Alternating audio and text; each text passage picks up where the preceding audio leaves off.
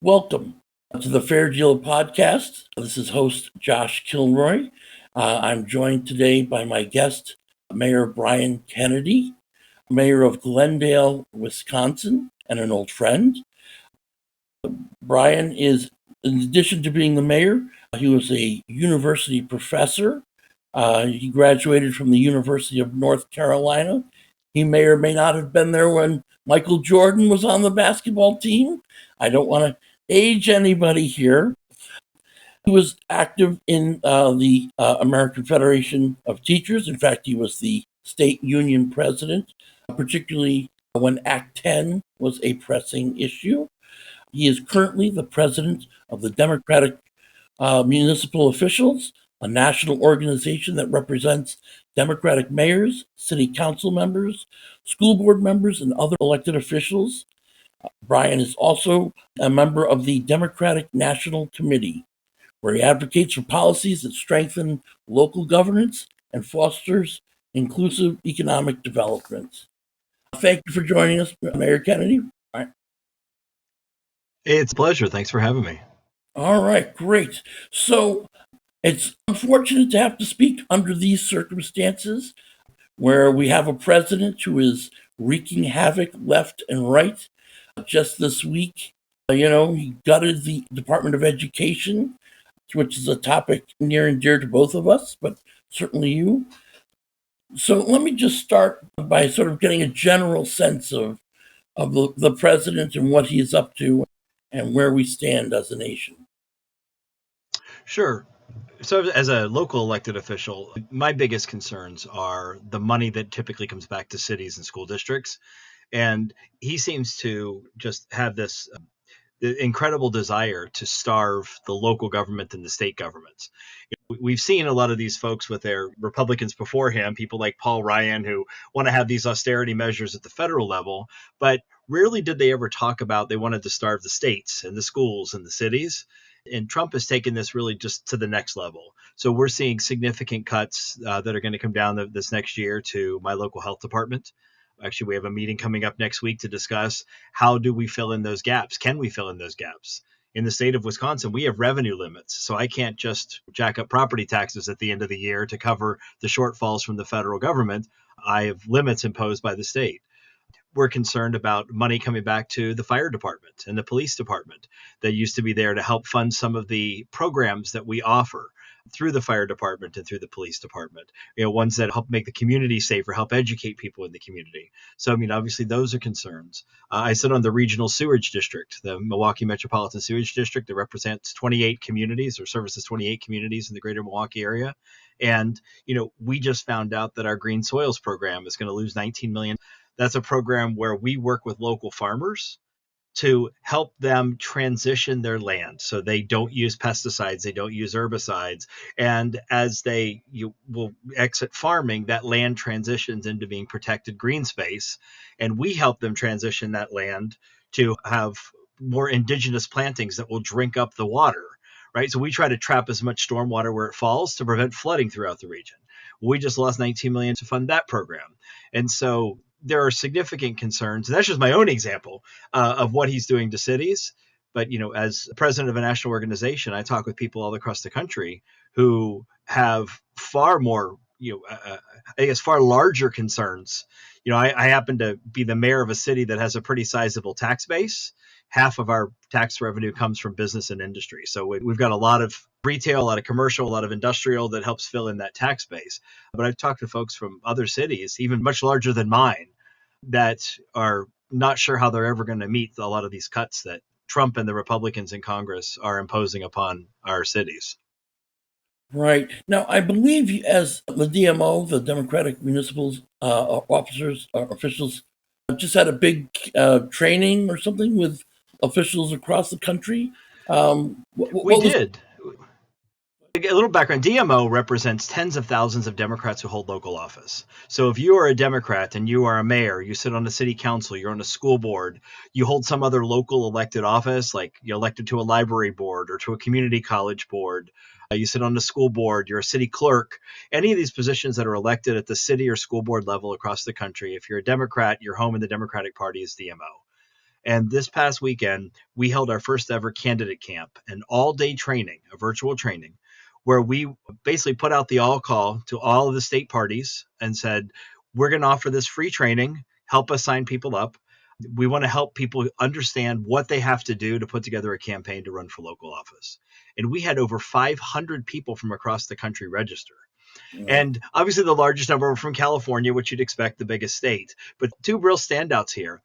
There were over 40 people each from Kentucky and Tennessee signed up for our training. So you're seeing even these really, really ruby red states, there is a groundswell right now of people saying, what difference can I make? And looking at their congressional districts going, well, they've gerrymandered the hell out of these maps. Maybe I'll run for school board, or maybe I'll run for city council. And so we've had this opportunity now to train a whole bunch of people and how to run for office. Our training was done in conjunction with the DNC's training department, and it was incredibly well done. We went through, how do you fundraise? How do you message? How do you do doors? How do you recruit volunteers and train your volunteers? Basically a whole host of, how do you do digital? How do you maintain a social media presence? That was the whole day of this, like every hour a different topic. And it was a fantastic turnout, and we're going to be excited to do it again in the future. But this training was recorded. And so any Democrat who wants to run for office can reach out to DMO, and we can make that training accessible to them. So maybe they weren't able to attend last Saturday, but 3 weeks from now on a Thursday night, they can come home from work and sit down and watch a 6-hour training on how to build a local campaign. Great. Well, that's outstanding work. And I want to circle back to that, but I do want to just get a sense of what people were talking about on the breaks, like the concerns that were motivating them. If there's anything, is it something Trump did, or is it something they've been meaning to do, or how are they feeling this havoc in their community? I'll try to give the best response I can. This being that large of a webinar, everybody was muted, but they did have the ability to put questions in the chat. And I can say from the questions and comments in the chat, which were only visible to us as the hosts and the panelists, I did get a lot of, Donald Trump has done X and this is what it's doing in my community and that's why I'm running. Or this particular thing is just happening right now in my community. And is there a way how do I message that if I want to run on that issue? So there were those kind of things that were coming up, but a lot of it had to do with concerns about rural areas, cuts to public television and public radio. Because in many of your rural communities, you're going to hear about the tornado first if you're listening to public radio, because you may not pick up anything else in a rural community. Rural hospital closings because of the cuts to Medicaid, the cuts to SNAP impacting there's a lot. People think that SNAP is something that goes to kids that live in inner cities. But 40% of the recipients of SNAP live in a rural area, in a rural school district. So there's a lot of poor rural people, many of whom voted for Donald Trump, who are now in that find out phase of what they voted for. And you've seen some of their Democratic neighbors looking at the situations that their neighbors are concerned about and deciding to step up and run for office. So I would say it was largely those things. But interestingly enough, a lot of people from rural areas that signed up to run for local office. Right. Let me actually follow up on that, because one of the knocks on Democrats is that we don't have the ability to speak to people in rural America. Wisconsin is a state that has both significant urban populations. Glendale is just north of Milwaukee for our listeners, but it has significant rural populations. And Wisconsin has had a state party that in recent years has worked very intensively to reach out to voters outside the Milwaukee-Madison corridor. So, just does Wisconsin have can it serve as a model for some outreach to rural voters based on what you've seen? So I would say yes, certainly it is. But there's still, even with all the money that Wisconsin Democrats have raised under our previous chair, Ben Wickler, and all the expansion and organizing we've done, we still have vast areas of the state where we really still don't play at all. Right. And so there's still an opportunity there for the Democratic Party of Wisconsin. What we saw with raising $60 million a year under Chair Wickler was we were able to maximize our work in our metro areas. So not just the city of Milwaukee or the city of Madison, but spread out into Dane County, into surrounding counties around Dane County, spread out in Milwaukee County, out into the suburbs and out into the suburban counties that surround Milwaukee. And we were able to make significant inroads. It was not just there, but it was in the Green Bay area and the Appleton area, Wausau, Eau Claire, La Crosse, anywhere there was a metro area. We had before organizers in the cities and maybe into the first tier suburbs, but the party was able to expand that out significantly. When we got fair maps in 2023, we saw a significant change in the party saying, okay, we now have all of these assembly districts and state senate districts where we couldn't really compete before. And so there was a huge expansion into those areas, but we still have a couple dozen counties where the party doesn't really have much of a presence. They might have an office and an organizer, but that's it. Right. And so there's still a lot of areas to build, and it's primarily, areas west of Green Bay and in the northern part of the state. And to the central part of Wisconsin. That's, those rural areas are where we still have a significant opportunity to grow and develop. And that's where getting people elected to local office, which is nonpartisan in Wisconsin, allows people to get a track record of, well, you've done a great job serving as a town board member, or you've done a really good job on the local school board, or you've been on the county board. I didn't know you were a Democrat. Right. And now you run as a Democrat for a local office, right? So there's that opportunity to build a track record of success as a public servant, that when you run for office, it starts to change people's perceptions about what it is to be a Democrat. So yes, Wisconsin's got a great model, but we still have places we can grow and expand our reach as a party here in Wisconsin. Absolutely. Is it in terms of rural outreach, is it just door knocking, or do we have to rethink our party's positioning on some issues? Or like how I think we have to do a massive rethinking. We've had this, actually just finished a book on this that I'm working to get published right now. So it's funny you asked this question. We have a messaging problem, right? We pay these high priced consultants in DC or elsewhere, focus group and A-test and poll test all these messages, and they come up with these generic, sterile, bland things like build back better or stronger together. And, somebody whose kid just lost health insurance in, a rural part of Wisconsin is like, stronger together. What the hell does that mean? It doesn't mean anything to most people. And it's because the way the Democratic Party used to be organized was in church basements and community centers and PTOs. And we had all of these groups that were union halls, places where the Democratic Party had its base of support. And when we stopped having the local interactions and building our messaging from the local level, from trusted messengers within the community, and started going to this top-down approach from Washington, we lost so many people. The reason we've lost working class people isn't because we're saying the wrong things or have the wrong platform. It's because we stopped listening to them. We can't have a conversation with somebody when you're not in the room. And we need to get back to that local organizing, rebuilding our party with actual face-to-face contact in the places where people gather. People say you can win campaigns with TV ads and social media. You know what? People still walk their dog and stop and talk to their neighbor. There are still conversations that happen. People still go to a workplace, most of us, and talk to people at work. People still go to a bar to hang out after work. There's all these places we gather, kids' soccer games. We still interact on a daily basis with people face to face, but the Democratic Party isn't in those face-to-face conversations anymore. And so that's what we need to get back to, is a messaging that's built from the ground up with trusted local messengers, someone who lives down the street from you talking about why, these Republican policies hurt, is different than, some generic person you're seeing on a YouTube ad, who might very well be in Arizona and I'm in Wisconsin. Right. That really cuts to the heart of it, because we got back in the time when you're talking about, when Democrats had a presence in union halls and church basements, they had a strong party, which meant that they had, like, the committeemen had real power. Like, they could pick candidates. And then we moved to a open primary model where, the consultants, that was their opening. And so, we lost so much when we did that.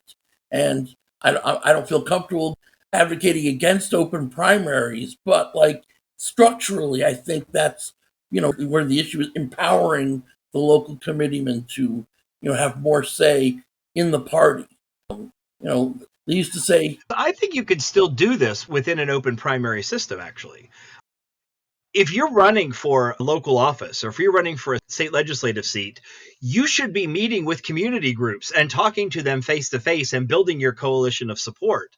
The problem is that it isn't that we moved to an open primary and got away from you took the power away from the committeemen and gave it to consultants. It's that we got candidates who were very comfortable being told what to say instead of candidates rising out of community groups where they already had a base of support and a coalition that would help them get elected. You can step up and run for something very easily, but if you're involved in your local PTO when I ran for mayor, my base of support had come from the school board. When I ran for mayor, my base of support was over 100 families who were the parents of my kids' friends, people that I had interacted with in the schools forever, and they were spread all across the city. I mean, that was my base of support. I didn't come tell Glendale what they should think or say, what's the best messaging I should use to win this election. I already knew it because I've been talking to parents on the sidelines of volleyball and soccer and at PTO meetings and parent night at the school for years. I mean, I already knew what people's concerns were. Right. And we need to get back to that kind of candidate recruitment and utilizing those bases of support that already exist instead of taking this lazy approach of, well, I'll pay you a few $1,000s a month and you tell me what to say. Just, or how about if we go out and do a poll and the poll will tell me what I should say? No, go with your gut on this. I mean, we've lost the authenticity of going with our gut. For all the complaints I have about Donald Trump says whatever the hell he wants to say. And there is a percentage of the population that goes, that's real. That's authentic. He doesn't care what people think. He's going to say whatever the hell he wants. And while it's frustrating to those of us who are like, yeah, but that's the exact opposite of what you said 2 days ago. And it's back to what you said a week ago. Those of us who look and see more than just the latest soundbite actually see the patterns and think the man's crazy. But for a lot of people, it's just authentic. He just says what's in his gut. And we don't have enough Democrats doing the same thing. Not like Trump. We don't have to be crazy like Trump, but we should be talking more from authentically what we think and what we feel. Outstanding, right. Just to bring it back to Glendale for a bit, you wrote a recent piece on Substack about the book Abundance, but really about your experiences fighting these issues in Glendale. If you could elaborate on that, maybe around housing, for instance. Yeah, absolutely. So when I've built several apartment complexes in the time I've been mayor. And it's because we are a landlocked, fully developed city. So I can take a formal industrial area and turn it into 200 apartments, right? And that suddenly creates more housing. We also are part of a school district that doesn't really have the space for a lot of open enrollment. And so we're in two school districts. We're in a high school that's its own school district that's 4 municipalities. And then Glendale has its own K through 8 school district. So we get kids that open enroll in the K-8 level, but they can't go to high school because the high school doesn't really do open enrollment. Oh, And so we find in the 6th, 7th, 8th grade, you have families whose kids are open enrolled into the Glendale schools who want to go to Nicolay Union High School, but can't. And so they're looking for a place to live in our community. So we've really tried to create a lot more rental units. And we've also worked with a number of state and county programs to create a certain percentage of those units as what's called workforce housing. Now, this isn't, people confuse that with somebody who's on welfare and pays $25 a month for, that's Section 8. That's not what we've been working on. We've been working workforce housing, which means you make $40,000 or $45,000 a year. You're an entry level teacher. You're an entry level police officer, an entry level retail manager, right? You serve our community, but you can't afford to live here. And so we've tried to create a certain percentage of housing in each of these complexes that meets the needs of those people who already work here and serve here. Let them live here. Let their kids grow up here. And so we've tried to create some workforce housing, 15 to 20% of each of these developments.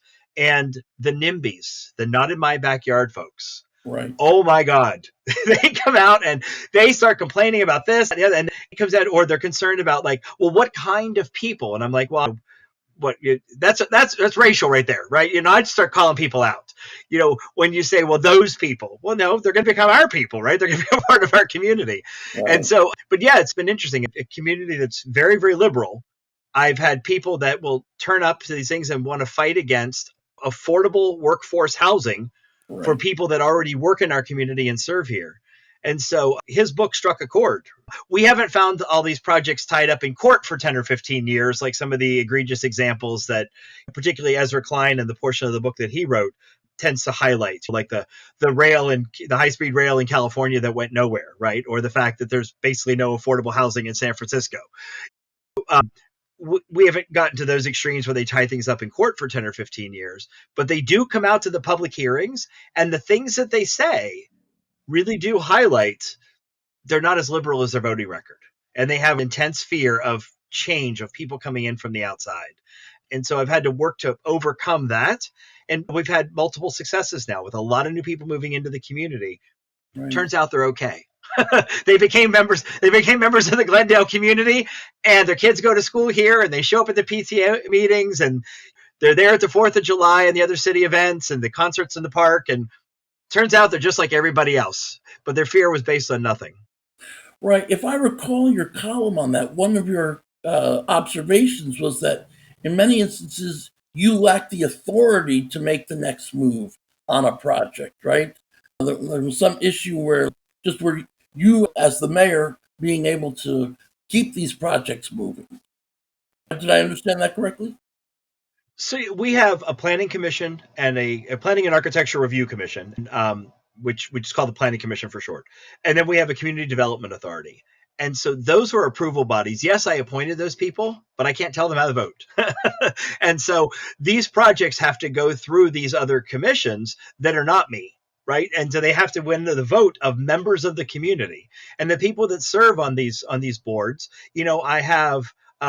I try to get people from all walks of life. So I have teachers and college professors and realtors and accountants and lawyers and engineers, architects, so people sort of from all walks of life that serve on these commissions and the CDA, and they have to make the decisions. And so like I can sit down with a developer and help them put together a proposal that I think meets the best needs of the city and that I think is structured and framed in such a way that will get past these boards.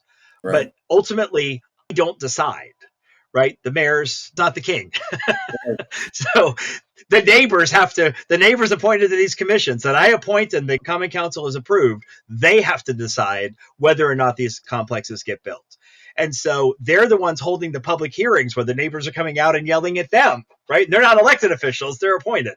And so, they obviously will listen to, some of the rest of us who are elected officials or others who are leaders in the community, but they also are going to listen to their neighbors. And sometimes a whole bunch of squeaky wheels catches a lot more attention than the one or two squeaky wheels over here.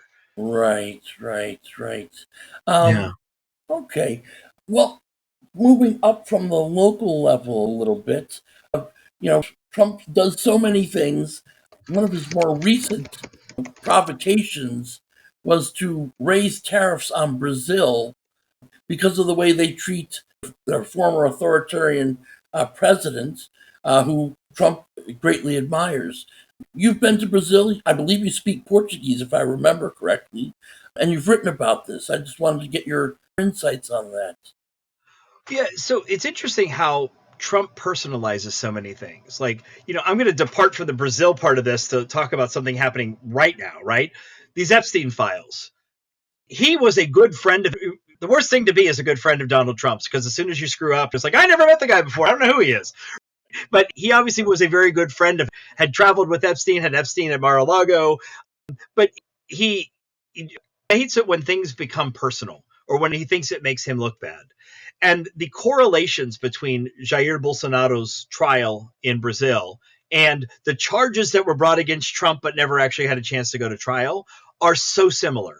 As a matter of fact, Bolsonaro looked at what happened on January 6th and basically tried to engineer the exact same thing in Brazil when he lost election 2 years later.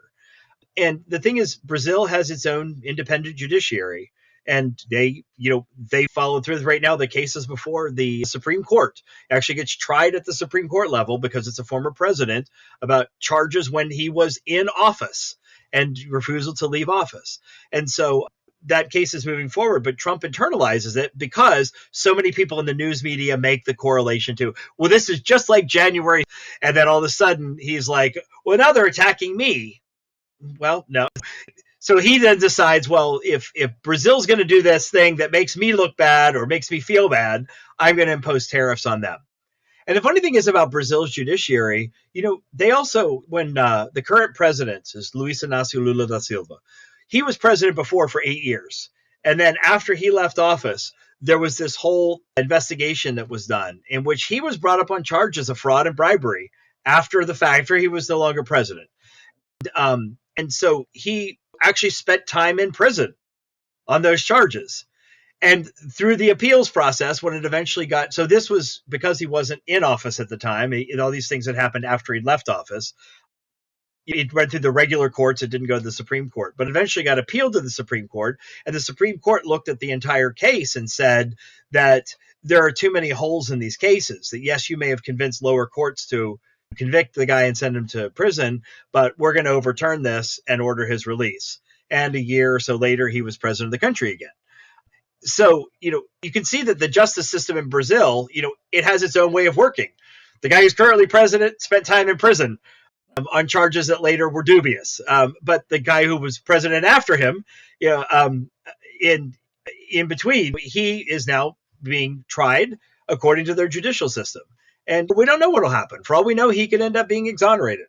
But we have to let their judicial system run its course. And so his imposition of tariffs on a foreign country, just because the case is too similar to his, just once again shows you how tender and thin-skinned Donald Trump really is and how much he personalizes everything that happens around him. Absolutely. And so the broader question, and again, something you've written extensively about, is how Democrats should respond. I mean, at some level, to me, it feels almost like, you don't want to chase every headline because then you're just endlessly, talking about his agenda. But on the other hand, you want to take the fight to him. Do you have thoughts about how Democrats can stand tall and, not just for the moment, but looking forward to 26 and 28 and so on? I talked earlier about local organizing. Our national issues, we look too much to national leaders, and our national leaders are so entrenched in process and they respect the institutions of the House and the Senate and the presidency that when they talk in ways that still show some level of respect for the offices. They don't use the fighting words that a lot of us want to hear, and that if you trusted local messengers more, we might be more likely to use. Instead, you hear things like Senator Schumer say, I'm sending a strongly worded letter to the White House. Well, great. That strongly worded letter isn't worth the paper it's printed on because Donald Trump doesn't give a damn. Or that we're going to launch an investigation. Well, how? You're in the minority. You can hold an independent investigation that the party does, but it doesn't mean anything. We need to hear fighting words, right? So add the most egregious examples, and you're right, we can't chase every car, right? But we can chase the cars we think we can catch and do something with. And that's what we're not, when you say strongly worded letters or launch an investigation whenever the most egregious things happen, say that often enough and people are going to think, great. So he's got a pen and a piece of paper. What we want to hear is, you got your fists up and you're ready to go into the ring and fight the guy. And so we need to start talking much more in mobilizing people into the streets. We need to talk language like, we're going to stop him at every turn. We're not going to let him overtake and overthrow democracy in this country. We're fighting back. That kind of language says to people, oh, okay, they got a backbone. And we're not hearing enough of that. And so you're right. We do need to stand up to Trump all the time. But he says really crazy stuff, a few times a week. Those are the ones we should be responding to, and always with that, that foot firmly planted and our fists up ready to fight him, instead of, using those opportunities to, say really weak things that involve, a pen. Some people like to say the pen is mightier than the sword. You know what? The sword scares more people. Right. Well, you had a phrase where people hear tepid words and think there are tepid actions, and I think you're absolutely right about that. So, but if I can interject, are standing up to Trump. Yes, It's just You see these hundreds of town halls in Republican congressional districts where the Republicans won't hold a town hall. So Democrats come from other states and other districts and hold them for them. And, hundreds of people, or in some cases, several thousand, show up to these town hall meetings and they're mad as hell. And those things make it onto local news and they do have an impact. The problem is that narrative, it isn't, like, for example, if when something crazy happens, if you had Chuck Schumer and Hakeem Jeffries saying, maybe it's time to have another dozen town halls and let's let the average everyday Americans express their opinions on these issues. Let's take the fight to the American people. Let's get their opinions on what's happening. Instead, it's the strongly worded letter or the rebuke, the finger wagging. Right. It just doesn't mean anything. So we are fighting back, but we need to keep using those methods of fighting back that are effective and start actually amplifying those more in the news media, on social media, so people see, oh, Democrats are here and they're leading the charge. Right, right. One thing that you've written about and others have noted, the leadership in the Democratic Party, has been tepid. It's old. And we don't see, and you've noted we don't have a succession plan. If you could maybe talk a little bit more about how we should, create a party that's younger and more vibrant and can speak, because we've lost so much ground with people in their 20s, for instance. It's really disturbing, which used to be so much a part of our base. So, how do we become that party that can speak, that is younger and can speak to younger constituencies? Well, the first thing is we have to show up where these people are, right? Sending a handful of organizers in the last 3 months before an election onto a college campus is not the same as engaging kids on a college campus regularly. But you know what? Only about a third of kids go to college. Where are the rest of them, right? We're not showing up where they are, right? And we've seen the Republicans show up in those places. There's always this, well, the Democrats needed their own Joe Rogan. Well, you know what? There's a hell of a lot more than just Joe Rogan out there, right? We're not showing up in most of those places. I'll give credit to, like Tim Walz, who's actually sat down to play some video games and talk to people. He's actually showing up where these people are. Gavin Newsom has been on doing quite a few podcasts that, are ones where you don't necessarily see political figures, but like Donald Trump showed up there. JD Vance showed up on some of those. But Democrats never have before. So we've got to start showing up where people are. When I said before, you can't have a conversation with people if you're not in the room. The rooms have changed. And we stopped going into the rooms where people are.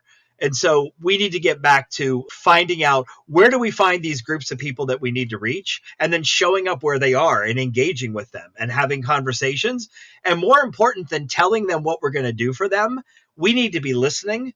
What is your biggest concern? What can we do for you?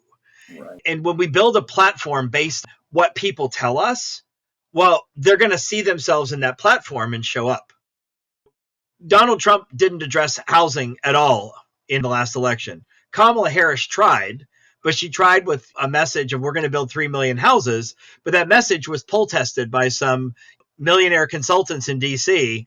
It didn't arise from local communities, which all might approach the issue differently. It didn't arise out of local people explaining what the concern is in their city or in their neighborhood and what they needed.